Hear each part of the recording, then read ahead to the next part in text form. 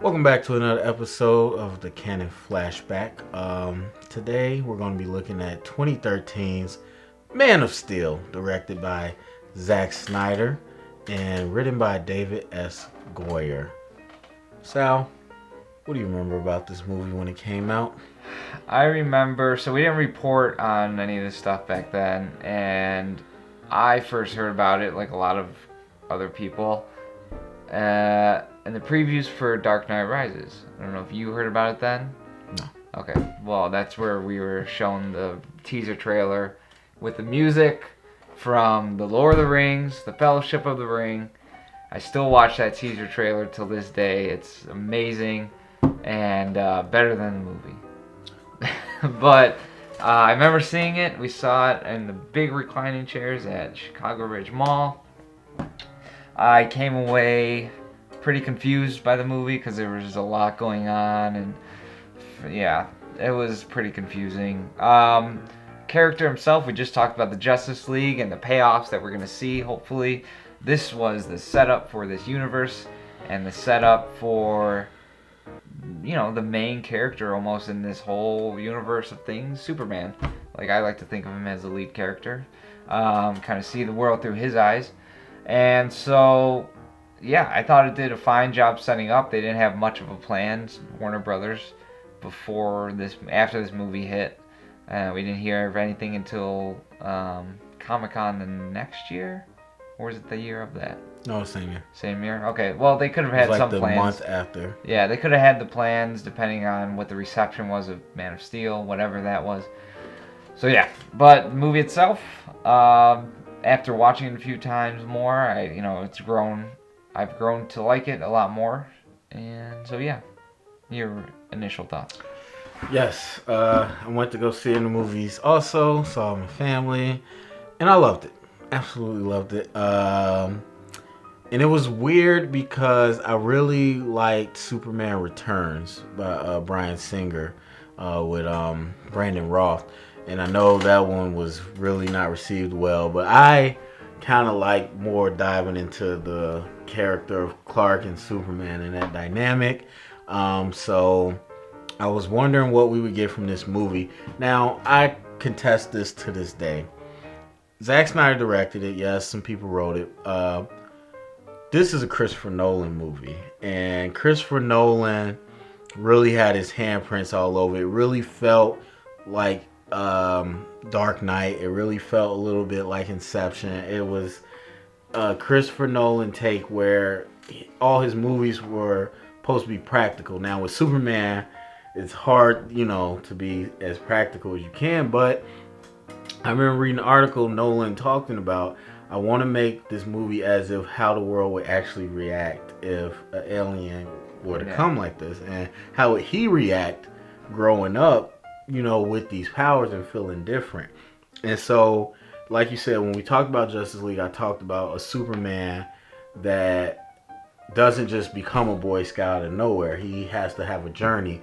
And so in this movie, we see Papa Kent dying, which is not typical of the comics. Paul Kent. We see, this journey of him being bullied, of him holding back his anger, of him letting it out sometimes, and really making a journey to become Superman. And I was blown away from the opening scene in Krypton with Russell that's Crowe. One of the best scenes in the movie. Like in any movie. It looked kind of like what's that movie with the Avatar with the blue guy? Yeah, like the flying creature. It was crazy, and I'm just like, whoa! I never seen Jor-El like this. Yeah, he was such a beast. So yeah, I remember seeing that. And Zod, I can't remember that. Michael Shannon. He was awesome. People don't give him enough credit, I think, as an actor in general. But him as General Zod was something else, man. He delivered. I think he stole the show of that movie. So props to him. And yeah, it was definitely a bleak movie, but it matched the tone of where Clark was in his life, finding out all this stuff, where it comes from and things like that. So I think it matched it perfectly, and yeah, I mean, there's holes in every movie, and there were holes in this one too. Not specific plot holes, but holes just of the movie itself. So yeah. Yeah, it took a critical reception that was divisive, very much like Batman vs Superman. It's kind of very much like Watchmen. Zack Snyder movie ever. And again, like, I don't really blame Zack for it. Like I said, I think Nolan had a vision that worked perfectly with Batman, that didn't work as well with Superman for the fans, but I think Zack was on board with it, and he delivered kind of on that vision of watching Superman build up from the foundation. And fans, as we talked about, didn't want to see that Superman. Yeah. Not all of them, at least. Some of them did, but some of them wanted to see that happy-go-lucky Superman. It was the same problem with Superman Returns. Like, they was like, it's not enough action. It's not enough Superman being Superman. It's, too much talking, it's too much emotion, too much feelings. And that was really a lot of what you got in Man of Steel. Mm-hmm. But like I said, I think if you like BVS, you most likely liked Man of Steel. Yeah. Like, it set up this DCU for better or worse.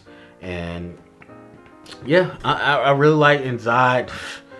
Great. He was a great. Oh man, from the commercials, like the trailers, I knew he was gonna be, because you had Joker. Well, I just remember. Sorry to interrupt. I just remember we didn't really get much insight to who Zod was.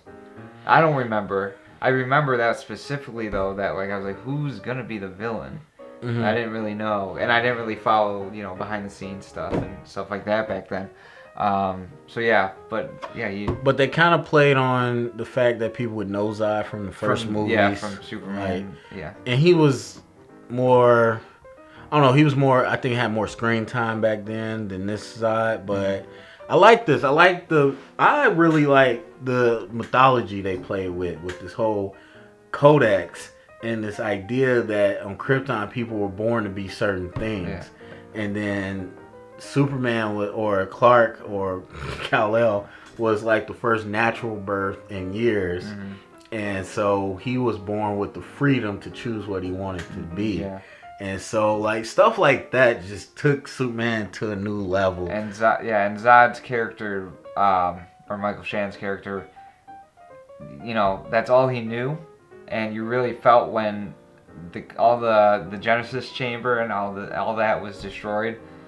He had nothing left. He had nothing left to live for. Right. So you really felt that. And the best villains are always the ones that think they're doing the right thing. Yeah, and like truly believe they're doing the right thing. And that's what his planet was being destroyed.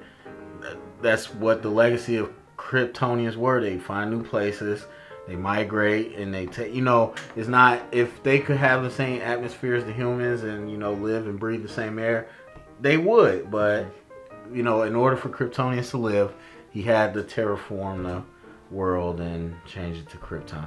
Now, last thing, what do you think about the whole neck snapping thing? That was like what sent controversy through the internet. So I loved that, and I loved Gwen Stacy getting her neck snapped. I think I was one of the few people who, because that, to me, not the necessary, I like when the act of it, yeah. The act of it, but yeah, what it means later on in the movie, the payoff. I'm big about the payoff, and that's what people should be concerned about, because he's not the Superman. It all goes back to, this is not the Superman we know and love. This is not the one we wanted. So, I mean, that's, he had to live with that, and we didn't see much repercussions of it within himself. We kind of skipped forward like a month or so after that happened, or whenever it was. But that's an indicator of where he was in his life at that point in terms of good and bad and what he should do and what he should be. So I didn't have a problem with it. I thought it gave him more power as a character. I loved it in the movie. Just looking at the movie, I loved it. Same reasons. I thought you had to start somewhere. It was like, Superman doesn't kill, but why? Like, what happened? And I was like, this is the point where he makes that decision.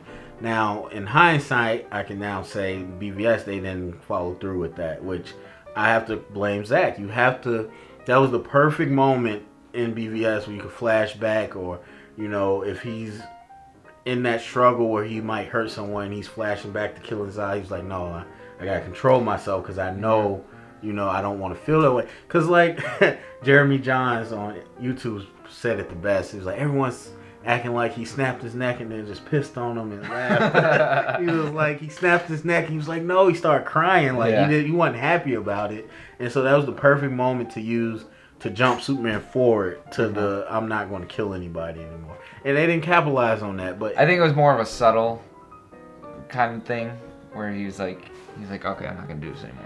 Yeah, it wasn't like I wish it would have been more pronounced going forward. I thought you had the setup. I left the movie like, yes, he's going to really evolve because of that, and they didn't really capitalize on that. Okay. All right, but what would you grade it? I loved it, but I'm going to give it a low end of the totem pole, 7.5. Okay. Just because I can watch it, but there's times where I'm just like, come on. And even during the fighting scenes, especially the one in Smallville, it's a little too much for me. A little too much. I give it a 8. Okay. Not too bad. All right, that is our flashback for this Friday. Make sure to check us out for more flashbacks.